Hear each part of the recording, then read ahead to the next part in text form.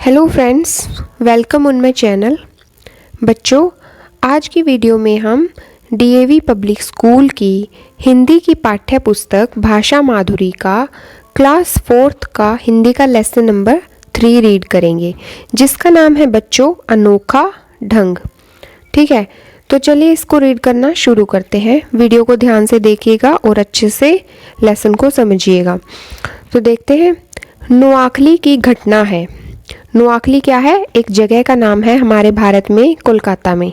ठीक है, नोआखली की घटना है। गांधी जी शांति का प्रसार करने के लिए पैदल यात्रा कर रहे थे। तो नोआखली की यह बात है। और गांधी जी, जो कि हमारे राष्ट्रपिता बोले जाते हैं गांधी जी, वो क्या करने के लिए यात्रा कर रहे थे? शांति का प्रसार करने के लिए। प्रसार का मतलब होता है फैलाव, यानी कि जगह जगह वो शांति फैलाने के लिए पैदल इधर से उधर यात्रा कर रहे थे। वे सुबह सुबह एक गांव से निकलते और 7 बजते बजते दूसरे गांव में पहुंच जाते। वहां पहुंचकर पहले तो लिखने लिखाने का काम पूरा करते, उसके बाद स्नान करते समय पैर साफ करने के लिए वह एक खुरदरे पत्थर का उपयोग करते थे। वह पत्थर बरसों पहले मीरा बहन ने उन्हें दिया था। तब से बापू ने उसे बहुत संभाल कर रखा था। तो गांधी जी क्या करते थे? शांति को फैलाने के लिए पैदल पैदल हर जगह यात्रा करते थे। वे सुबह सुबह एक गांव से निकलते थे और रात के 7 बजते बजते दूसरे गांव में पहुंचते थे। वहां पर जाकर सबसे पहले वो अपना लिखने का काम करते थे, उसके बाद स्नान करते थे और फिर उसके बाद अपने पैर साफ करने के लिए खुरदरे पत्थर का उपयोग करते थे, जो कि उन्हें उनकी बहन मीरा ने दिया था। ठीक है, और बापू ने उसे तब से संभाल कर रखा हुआ था। वह जहाँ भी जाते वह पत्थर उनके साथ जरूर जाता। ठीक है, और वो उस पत्थर को अपने साथ लेकर जरूर जाते थे।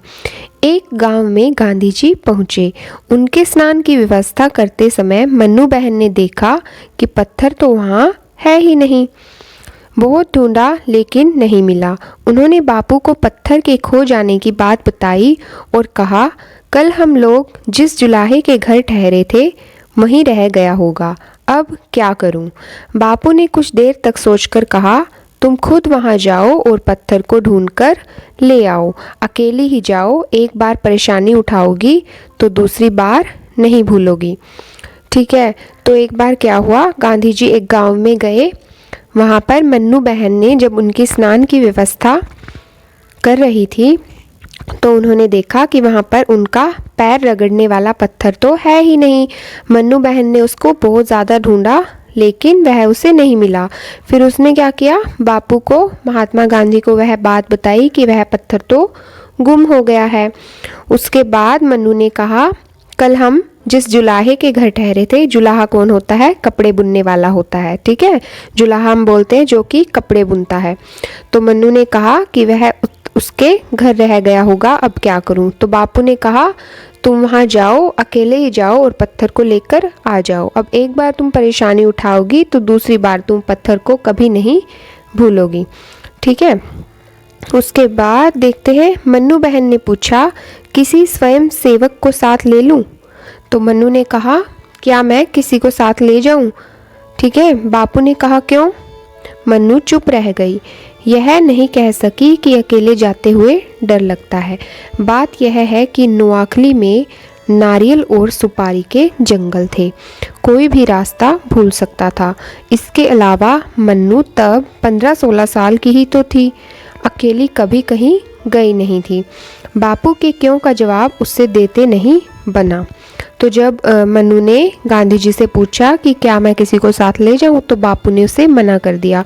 फिर उसके बाद मन्नू चुप हो गई, क्योंकि उसको अकेले जाते हुए डर लगता था, क्योंकि नोआखली जगह पर जंगल बहुत सारे थे और नारियल और सुपारी के बड़े बड़े पेड़ थे।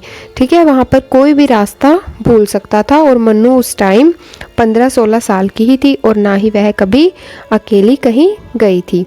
लेकिन वह बापू के क्यों का जवाब नहीं दे पाई।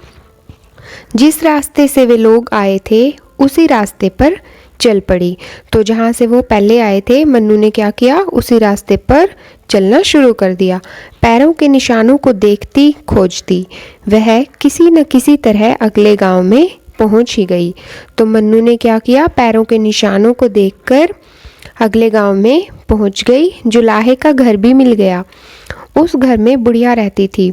उसने मन्नू को देखते ही पहचान लिया कि वह वही लड़की है जो बापू के साथ कल उसके घर में ठहरी थी।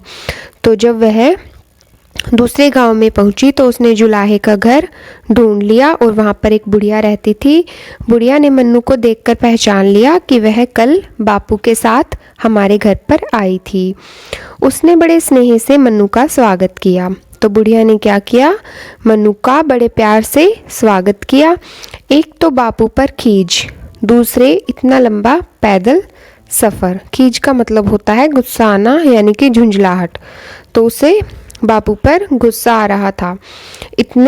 दूसरे इतना लंबा पैदल सफ़र और दूसरा ये कि वो इतनी दूर से पैदल चलकर आई थी। मन्नू का बुरा हाल था क्योंकि वह थक गई थी। उसने बुढ़िया को अपने आने का कारण बताया। तो मन्नू ने क्या किया, बुढ़िया को बताया कि मैं यहाँ पर क्यों आई हूँ। बुढ़िया बेचारी को क्या पता कि पत्थर का वह टुकड़ा इतना अनमोल है। अनमोल का मतलब होता है कीमती, यानी कि जिसका कोई मोल नहीं होता। ठीक है, उसने तो उसे कूड़े के साथ कहीं फेंक दिया था। दोनों मिलकर ढूंढने लगी। भाग्य की बात पत्थर मिल गया। तो बुढ़िया ने सोचा कि वह कूड़े की तरह है, तो उसने उसे कूड़े के साथ कहीं पर फेंक दिया था। उसके बाद मन्नू और बुढ़िया दोनों पत्थर ढूंढने लगी और वह उन्हें मिल गया। मन्नू की खुशी का ठिकाना न रहा। तो मन्नू को इस बात की बहुत खुशी हुई कि उसे वह पत्थर मिल गया। सुबह 7:30 बजे मन्नू घर से निकली थी। लौटी तो 1 बज चुका था। 15 मील चलना पड़ा था। थक कर चूर हो गई थी। भूख भी बड़े ज़ोरों से लगी थी। वह सीधे बापू के पास पहुंची और उनकी गोद में वह पत्थर डालकर रो पड़ी। तो जब वहाँ से मन्नू दोबारा अपने घर बापू के पास गई दूसरे गांव में, तो वह बहुत ज़्यादा थक गई थी और उसे भूख लगी हुई थी। ठीक है, तो बापू के पास पत्थर रखकर वह ज़ोर से रोने लगी। बापू ने प्यार से कहा, इस पत्थर के बहाने आज तेरी खूब परीक्षा हुई। तो बापू ने मन्नू को कहा कि इस पत्थर को लाने की वजह से आज तुम्हारी परीक्षा हुई। जानती है, यह पत्थर 25 साल से मेरा साथी है। तो बापू ने उसे बताया कि यह पत्थर 25 साल से मेरा फ्रेंड है, यानी कि दोस्त है। जेल में रहूं या महल में, यह सदा मेरे साथ रहता है। ऐसे पत्थर और मिल सकते हैं लेकिन लापरवाही उचित नहीं है। मैं तुझे यही सिखाना चाहता था। तो बापू ने मन्नू को कहा कि ऐसे पत्थर तो बहुत मिल सकते हैं लेकिन लापरवाही यानी कि उचित नहीं है, ठीक नहीं है। तो मैं तुम्हें यही सिखाना चाहता था। मन्नू ने कहा, बापू अगर मैंने कभी भगवान का नाम सच्चे दिल से लिया तो आज। ठीक है, मन्नू ने क्या कहा कि बापू आज मैंने पहली बार भगवान का नाम सच्चे दिल से लिया है। बापू ने कहा, मैं स्त्रियों को निडर बनाना चाहता हूँ। निडर मतलब कि जो किसी से डरते नहीं है, यानी कि बापू स्त्रियों को ऐसा बनाना चाहते हैं जो किसी से कभी डरे नहीं। स्त्रियों का मतलब होता है औरतें यानी कि लड़कियां। केवल तुम नहीं, आज मैं भी कसौटी पर कसा गया। कसौटी का मतलब है परीक्षा या फिर परख। ठीक है, तो बापू ने कहा, आज मेरी भी परीक्षा हो गई। मन्नू ने कुछ कहा तो नहीं लेकिन मन ही मन जरूर कबूल किया होगा कि सीख देने का बापू का ढंग बिल्कुल अनोखा था। मन्नू ने कुछ नहीं बोला लेकिन उसने मन में सोचा होगा कि बापू ने बिल्कुल अलग ढंग से मुझे सीख दी है। अनोखा मतलब अलग। ठीक है, अलग अंदाज। तो बच्चों, इसमें हमने इस लेसन को रीड कर लिया है। आप वीडियो को अच्छे से देख लीजिए और इस लेसन को समझ लीजिए। कुछ भी समझ ना आए तो आप 1-2 बार वीडियो को फिर से देख सकते हैं। अगली वीडियो में हम इसके अभ्यास के प्रश्न उत्तर सॉल्व करेंगे। ठीक है, वीडियो पसंद आए तो लाइक, सब्सक्राइब और शेयर करना मत भूलिएगा। वीडियो देखने के लिए धन्यवाद।